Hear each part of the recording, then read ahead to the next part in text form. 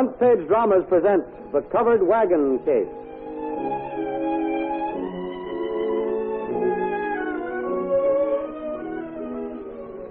This week's Front Page drama, The Covered Wagon Case, is dramatized from a real-life story entitled Almost Jailed for a Murder That Never Happened. This amazing story will be found in next Sunday's American Weekly, the magazine with the greatest circulation in the world, which comes to you each week with your Hearst Sunday newspaper.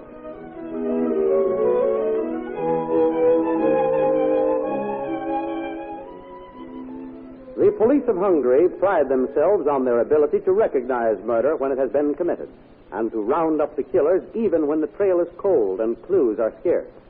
They are seldom fooled, and some of their sleuthing exploits are worthy of the talents of fiction's Sherlock Holmes.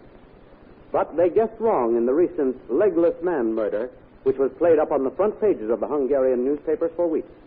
And they almost condemned an innocent young woman and her fiancé to life imprisonment.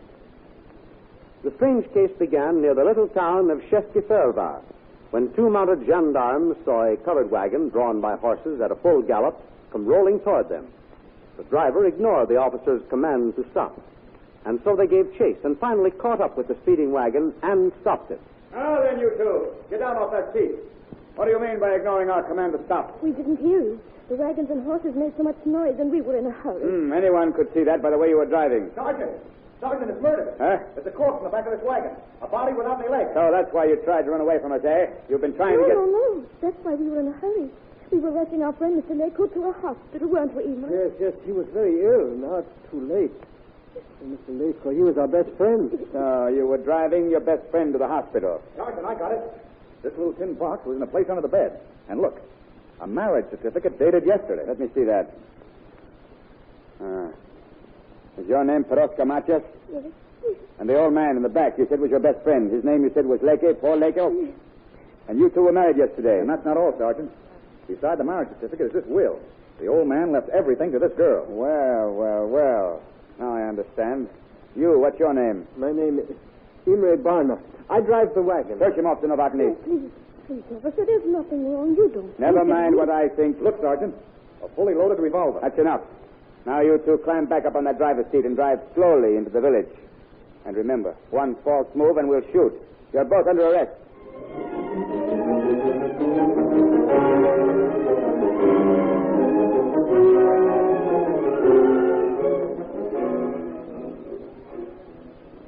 Now you might as well confess everything. We already have most of the evidence. Confess now and it will go easier for both of you. Now then, young woman, what have you got to say? There is nothing to confess, I tell you.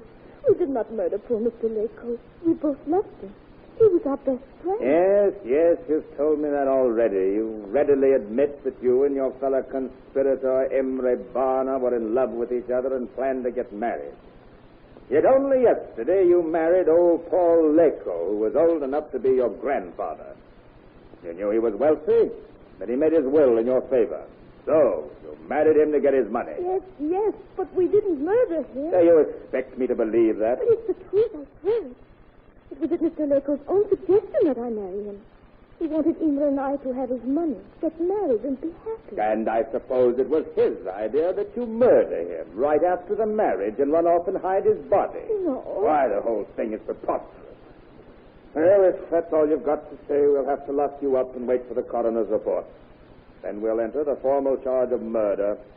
Cold-blooded, premeditated murder. All right, Sergeant. Lock him up again.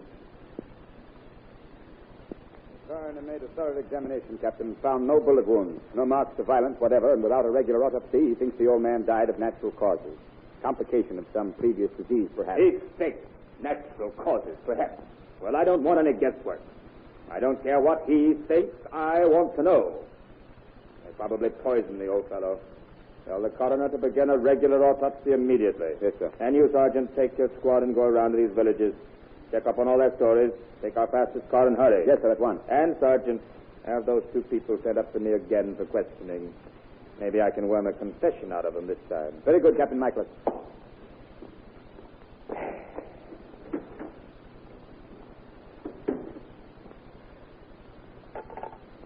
Hello, operator. Get me the captain of the gendarme, this Phyllis, and hurry, please. Yes, sir. Hold the line, please. I'll have your party in just a moment. Very well. I'll wait.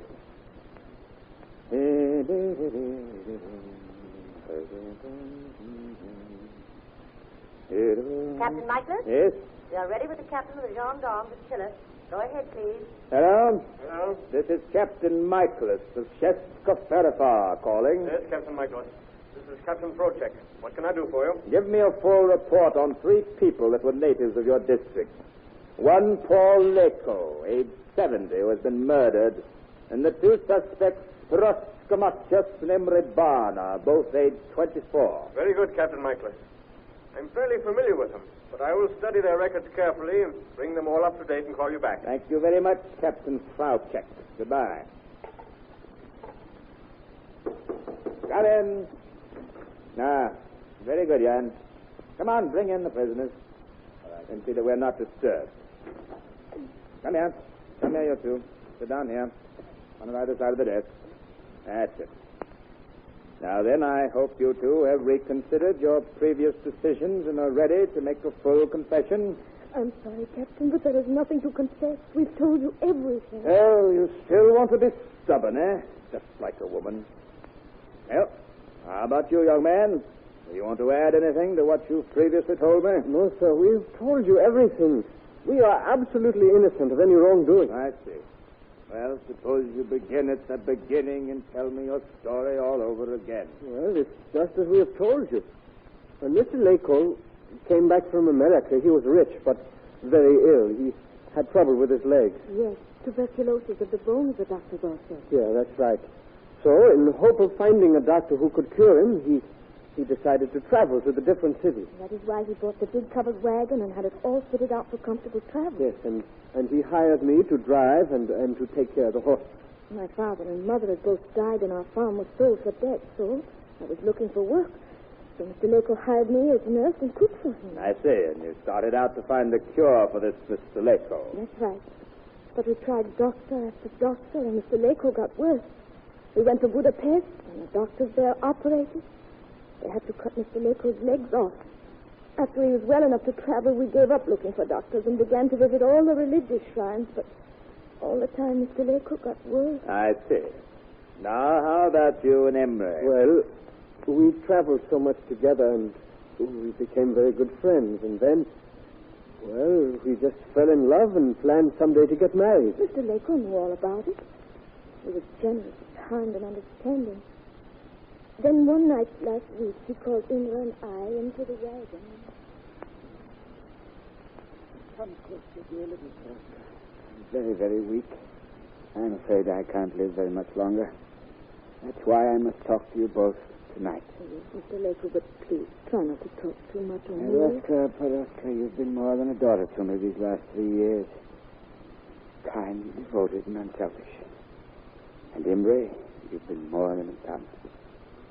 I know how you 2 children feel about each other, so before I die, I want to make sure your future will be secure. Mr. Lako, please, you must... Don't try to stop me. I must finish. I have a small fortune and a farm back in Chile. My only relatives are 2 nephews who are cruel, selfish, and think only of themselves. They're greedy, mercenary.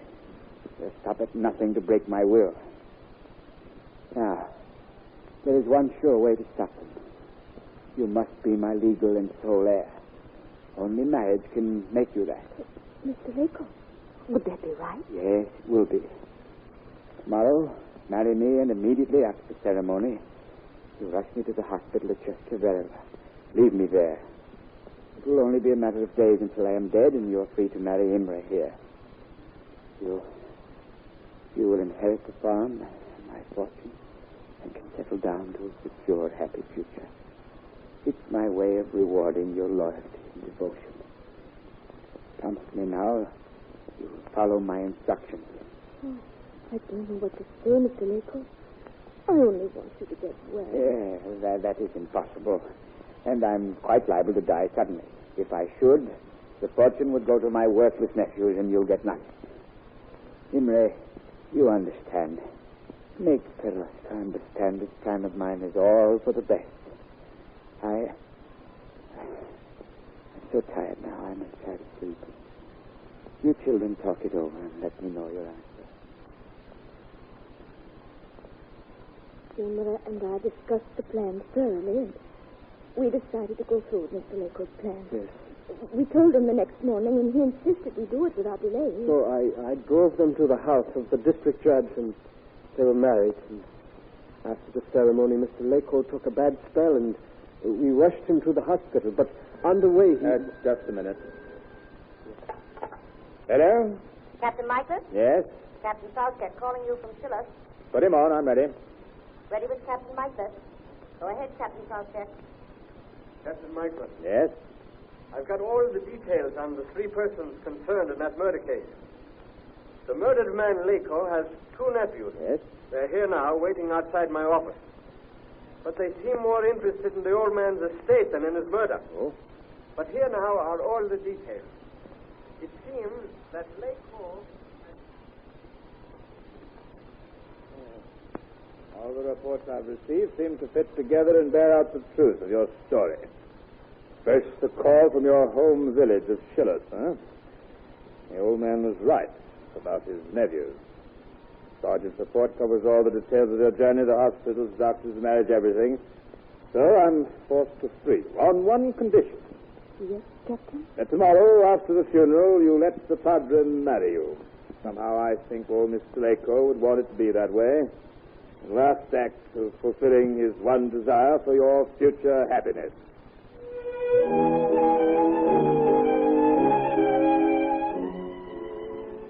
So instead of going to jail for a plain case of murder, the happy young couple went to the little village church to be married. The kind old Mr. Lako's will started them off on their married life with a nice, comfortable fortune and a good, substantial farm. You have just heard The Covered Wagon Case, a dramatization of a true-life story to be found in next Sunday's American Weekly under the title, Almost Jailed for a Murder That Never Happened. See this and all the other splendid stories, articles, and feature fiction to be found in each issue of the American Weekly, the magazine with the greatest circulation in the world, which comes to you each week as part of your Hearst Sunday newspaper.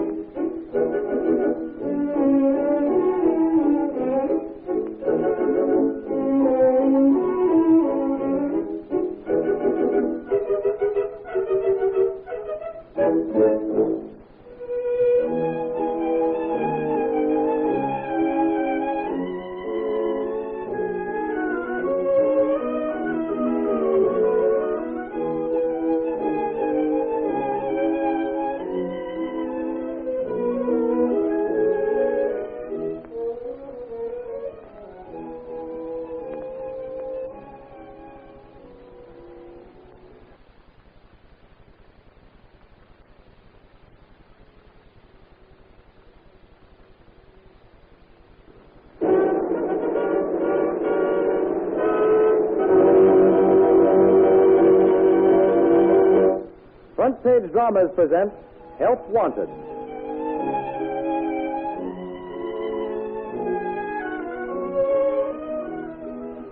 This week's Front Page drama, Help Wanted, is a dramatization of a true-life story entitled Advertised for a Man to Do a Murder. This amazing story, taken from London criminal court proceedings, has all the weird Oriental atmosphere of one of Sherlock Holmes' celebrated cases. You will find this dramatic story, Advertised for a Man to Do a Murder, in next Sunday's American Weekly, the magazine with the greatest circulation in the world, which comes to you each week with your Hearst Sunday newspaper.